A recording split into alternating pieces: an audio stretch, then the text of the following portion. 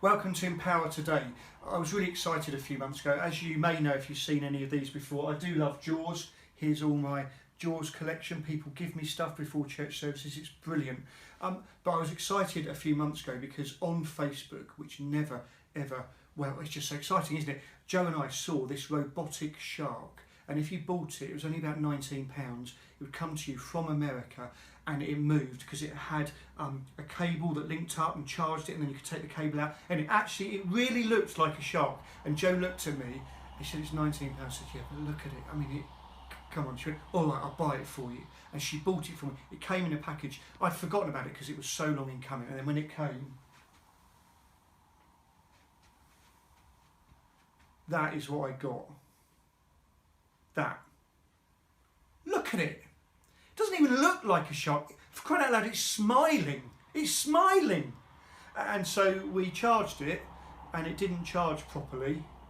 And so we wrote back to them and we said, this is nothing like the thing that you were selling on Facebook. And they said, yeah, fair point, we'll give you your money back. Absolute rubbish. That's no good at all. Now these are real treasures. I love these. This is my shark with the canister in from the end of the film when it's swimming towards Police Chief Brody, who's in the water. Here's Police Chief Brody. This is when he's chumming and the shark rises up out of the water, which I have a picture of on this coffee mug. Can you see that? It all works together. And then we've got Matt Hooper, who's the geologist. There he is with his little backpack on. Look at that. There he is with his glasses. And of course, Quint. There he is with his cap and his gun. Now, if anyone came in here and tried to nick these prized possessions, which actually are on the stage in church services every week, if you have not noticed, Tim Ducey once tried to take them away, but I put them straight back because they are my treasures. They're my prized possessions. If you tried to steal those from me, I would get really, really angry. But that's pot kettle black, because I remember when I was a lad down in Longmead Way and I was playing plastic soldiers with a guy called Paul Hayler, a couple of years younger than me, and he had this bright green, large, I'm talking about that big, plastic soldier. It was fluorescent green, and we kept playing. I thought, I really, really like that soldier. That would be a great addition to my army.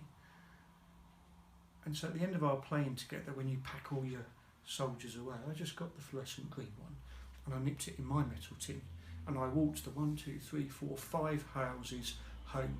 As soon as I got home, I felt mega guilty. I thought, what have I done? And I looked at the soldier and I thought, I don't even want it anymore.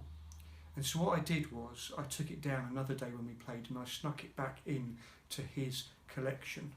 Now, Paul Hayler and his mum and dad are friends with me on Facebook, so this is kind of a confession, about 34, 35 years too late. No, even longer than that. But guys, I took something that wasn't mine. It was wrong. I'm sorry. That's not like the parable that Jesus used for the kingdom of God. In Matthew 13 he said that the kingdom of heaven is like a treasure that's hidden in a field, and a man stumbles across it and hides it again and goes and sells everything he has and buys the field so that he can have the treasure. This guy sees something and it's of worth. It's wow! And he thinks, I'm going to sell everything I can to get this. We could think that what he does is dodgy because he hides the treasure again so that the owner of the field doesn't want it. But that's not Jesus' point. Otherwise the guy would have felt guilty after he'd sold everything he had, and he would have enjoyed the treasure that he'd found in the field. Jesus says that a relationship with him and being part of his kingdom movement is so filled with joy that we give everything we have to get it. Not because it costs us so much. Oh no, look at all I'm losing. Look at all I've given up for God. No. Wow, look at this. I can be a part of the kingdom of God movement. And I can be following Jesus. I'll give anything for that. It's not this. It's not stealing one of your friend's plastic toy soldiers. It's this. And so much more. The kingdom of God is hidden in the world. We need to buy the world to experience the treasure of it. Friends, let's do that. Take care.